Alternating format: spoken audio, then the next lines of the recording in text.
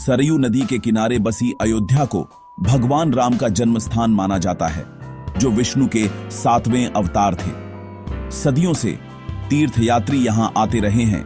इसकी गहरी आध्यात्मिक अहमियत और रामायण में राम के राज्य की राजधानी के तौर पर इसकी मुख्य भूमिका से आकर्षित होकर शहर की पहचान भगवान राम से जुड़ी हुई है, जो इसकी संस्कृति, त्योहारों और रोजमर्रा की जिंदगी को आकार देती है। राम जन्मभूमि के तौर पर अयोध्या की हैसियत ने इसे हिंदू विरासत का प्रतीक और भक्ति और राष्ट्रीय चर्चा का मुख्य केंद्र बना दिया है। इस अटूट विश्वास ने सदियों पुराने विवाद की नींव रखी, जो राम मंदिर की आधुनिक कहानी में खत्म हुआ। आस्था, संघर्ष और समाधान की एक गाथा। 16वीं सदी में बाबरी मस्जिद उस जगह पर बनी थी जिसे कई हिंदू राम का जन्म स्थान मानते थे, जिससे सदियों तक चलने वाला संघर्ष शुरू हो गया। हिंदुओं का दावा था कि मस्जिद एक गिराए गए मंदिर के ऊपर बनाई गई थी, जबकि मुसलमान इसे एक अहम पूजा स्थल मानते थे। यह जगह दो प्रतिस्पर्धी धार्मिक और ऐतिहासिक दावों का प्रतीक बन गई, जिसमें दोनों समुदायों के गहरे भावनात्मक संबंध थे।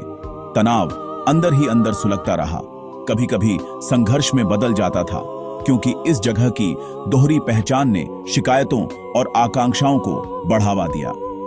कई पीढ़ियों से ये दावे मजबूत होते गए, जिससे बाबरी मस्जिद आधुनिक भारत में एक निर्णायक संघर्ष का केंद्र बन गई। विवाद कभी सिर्फ जमीन के बारे में नहीं था, यह आस्था, इतिहास और पूजा के अधिकार के बारे में था। पहला बड़ा संघर्ष 1800 के दशक के बीच में शुरू हुआ, जब अयोध्या की धार्मिक पहचान को लेकर दोनों समुदायों के बीच तनाव बढ़ने लगा। इस संघर्ष ने अंग्रेजों को हस्तक्षेप करने और जगह को बांटने के लिए मजबूर कर दिया। मुस्लिमों ने मस्जिद के भीतर नमाज पढ़ी, जबकि हिंदू श्रद्धालु बाहरी आंगन में पूजा करते रहे। यह व्यवस्था वर्षों तक चली, लेकिन दोनों पक्षों में असंतोष बना रहा। इस अजीब व्यवस्था ने विवाद को औपचारिक रूप दे दिया, जो 1939 तक सुलगता रहा। उसी साल एक रात रामलल्ला की मूर्तियां रहस्यमय तरीके से मस्जिद के अंदर प्रकट हो गईं, जिससे माहौल और भी तनावपूर्ण हो गया। सरकार ने तुरंत हस्तक्षेप किया, जगह को बंद कर दिया, इसे विवादित घोषित किया और दोनों समुदायों के लिए पूजा पर रोक लगा दी। यह कदम अस्थायी समाधान था, लेकिन विवाद की जड़ें और गहरी हो गईं। कानूनी लड़ाइयां शुरू हुईं, अदालतों में दलीलें दी गईं, लेकिन दशकों तक यह मुद्दा सार्वजनिक चर्चा से दूर रहा। 1980 के दशक में विश्व हिंदू परिषद ने जगह को वापस पाने के लिए एक बड़ा आंदोलन छेड़ दिया, जिससे मामला फिर सुर्खियों में आ गया। 1990 में बीजेपी नेता L.K. आडवाणी की रथ यात्रा ने राम मंदिर के लिए देशव्यापी समर्थन जुटाया। लाखों लोग इस आंदोलन से जुड़े, जिससे पूरे देश में माहौल नाटकीय रूप से बदल गया और तनाव चरम पर पहुंच गया। इस आंदोलन ने अयोध्या को भारतीय राजनीति के केंद्र में ला दिया और पूरे देश की नजरें इस छोटे से शहर पर टिक गईं। अब टकराव टालना लगभग असंभव हो गया था। विवाद अब एक राष्ट्रीय फ्लैश पॉइंट बन चुका था, जिसमें आस्था, राजनीति और पहचान की जटिलताएं गहराई से जुड़ गई थीं। अयोध्या अब सिर्फ एक धार्मिक स्थल नहीं, बल्कि पूरे देश के लिए एक भावनात्मक और राजनीतिक प्रतीक बन गया था।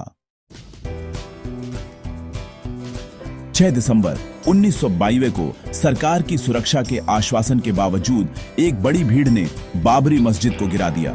लाइव प्रसारित यह विध्वंस देशव्यापी दंगे भड़काने वाला था और इसमें 2000 से ज्यादा लोग मारे गए, जिससे भारतीय समाज में गहरा ध्रुवीकरण हो गया। सरकार ने राज्य प्रशासन को बर्खास्त कर दिया और एक जांच शुरू की, जिसने बाद में निष्कर्ष निकाला कि विध्वंस पूर्व नियोजित था। यह जगह अनसुलझे संघर्ष का एक भारी सुरक्षा वाला, मलबे से भरा प्रतीक बन गई। कानूनी लड़ाइयां तेज हो गईं और जमीन दशकों तक कड़ी सुरक्षा में रही। विध्वंस एक मोड़ था, जिसने भारत के धर्मनिरपेक्ष ताने बाने पर घाव छोड़े और समाधान की मांगों को बढ़ावा दिया। अयोध्या ने इंतजार किया, उसका भाग्य न्याय के धीमे पहियों से जुड़ा हुआ था। 2010 में इलाहाबाद हाई कोर्ट ने विवादित जमीन को 3 हिस्सों में बांटने का आदेश दिया। लेकिन कोई भी पक्ष संतुष्ट नहीं था। सुप्रीम कोर्ट ने आदेश पर रोक लगा दी और मामले को अपने हाथ में ले लिया। 2019 में एक लंबी सुनवाई शुरू की।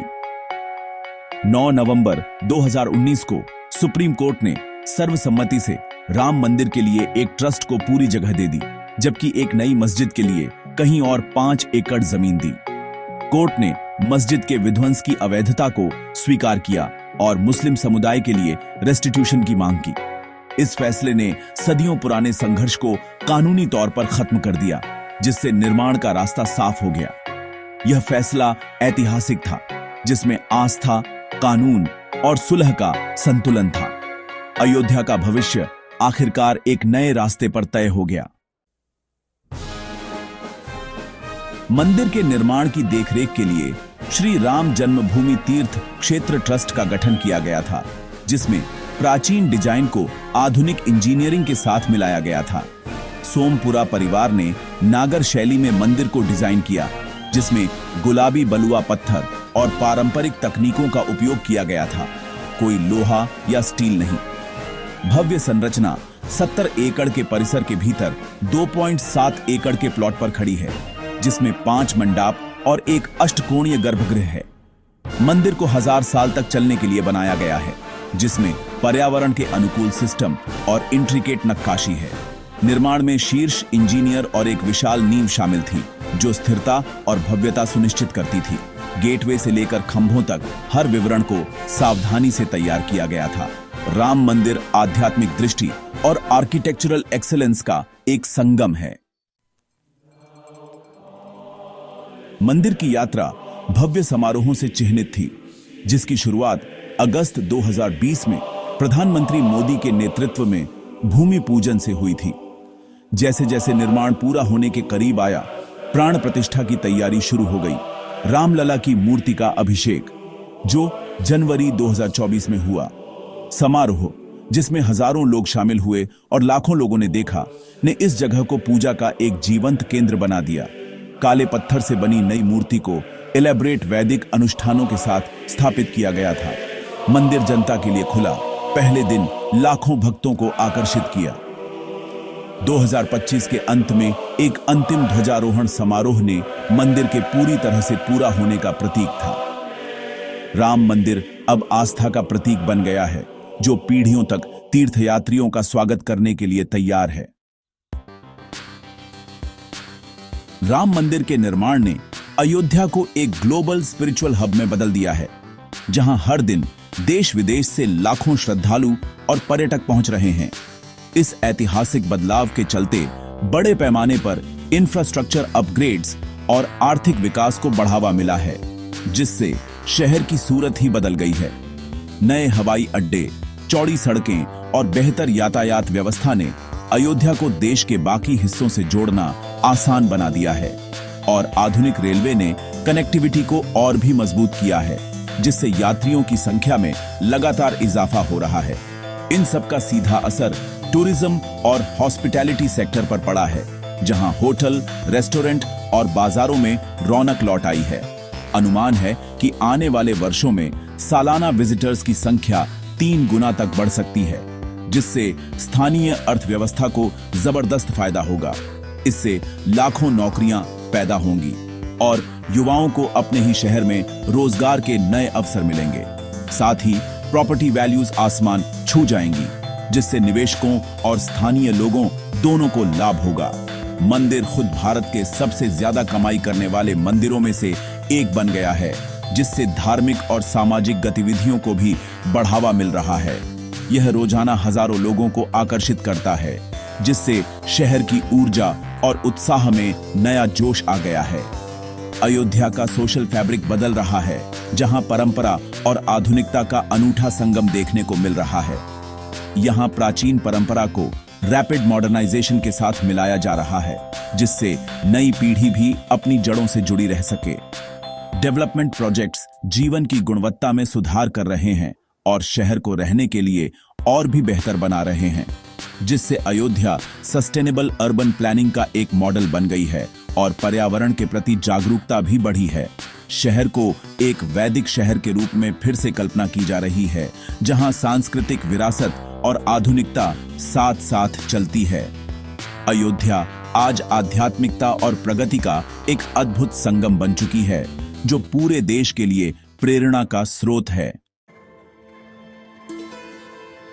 सुप्रीम कोर्ट के निर्देश के मुताबिक अयोध्या के धन्नीपुर में एक नया और भव्य मस्जिद परिसर बनाया जा रहा है, जो न सिर्फ धार्मिक आस्था का प्रतीक है बल्कि सामाजिक समावेश का भी उदाहरण है। इस प्रोजेक्ट की देखरेख इंडो इस्लामिक कल्चरल फाउंडेशन कर रहा है, जो सांस्कृतिक और सामाजिक एकता को बढ़ावा देने के लिए प्रतिबद्ध है। इस प्रोजेक्ट में एक आधुनिक मस्जिद के साथ साथ एक अस्पताल भी शामिल है, जो स्थानीय लोगों को बेहतर स्वास्थ्य सेवाएं उपलब्ध कराएगा। इसके अलावा सामुदायिक रसोई और रिसर्च सेंटर भी बनाए जा रहे हैं, ताकि शिक्षा, भोजन और शोध के क्षेत्र में भी समाज को लाभ मिल सके। इन सुविधाओं का मकसद बड़े समुदाय की सेवा करना, जरूरतमंदों को अपलिफ्ट करना और सामाजिक न्याय को बढ़ावा देना है। यह पहल हीलिंग, म्यूचुअल रिस्पेक्ट और कोएग्जिस्टेंस की दिशा में एक महत्वपूर्ण कदम है, जो अयोध्या की विविधता को और मजबूत बनाता है। यह प्रोजेक्ट सेवा, शिक्षा और स्वास्थ्य पर केंद्रित है, जिससे आने वाली पीढ़ियों को बेहतर अवसर मिलेंगे। अयोध्या के भविष्य को अब स्पिरिचुअल टूरिज्म और सांस्कृतिक प्रोमिनेंस के केंद्र के रूप में देखा जा रहा है, जिससे स्थानीय अर्थव्यवस्था को भी मजबूती मिलेगी। यह प्रोजेक्ट दुनिया भर में ऐसे ही कोएग्जिस्टेंस और पीस के प्रोजेक्ट्स को प्रेरित करेगा और भारत की विविधता को वैश्विक मंच पर प्रस्तुत करेगा। साथ ही अयोध्या के अन्य प्राचीन स्थलों का रेस्टोरेशन भी तेजी से चल रहा है, जिससे शहर की ऐतिहासिक विरासत को संरक्षित किया जा सके। इन प्रयासों से एक कॉम्प्रिहेंसिव पिलग्रिमेज सर्किट बन रहा है, जो श्रद्धालुओं को एक नई अनुभव यात्रा देगा। अयोध्या अब ट्रांसफॉर्मेशन और विकास का प्रतीक बन चुका है, जहां परंपरा और आधुनिकता का सुंदर संगम देखने को मिलता है। यह शहर आस्था, समृद्धि और इंक्लूसिविटी को संतुलित करता है और सभी समुदायों के लिए समान अवसर प्रदान करता है। उम्मीद है कि अयोध्या आने वाली पीढ़ियों के लिए शांतिपूर्ण कोएग्जिस्टेंस, साझा प्रगति और सामाजिक सौहार्द का प्रतीक बनेगी, जहां हर कोई गर्व से रह सकेगा।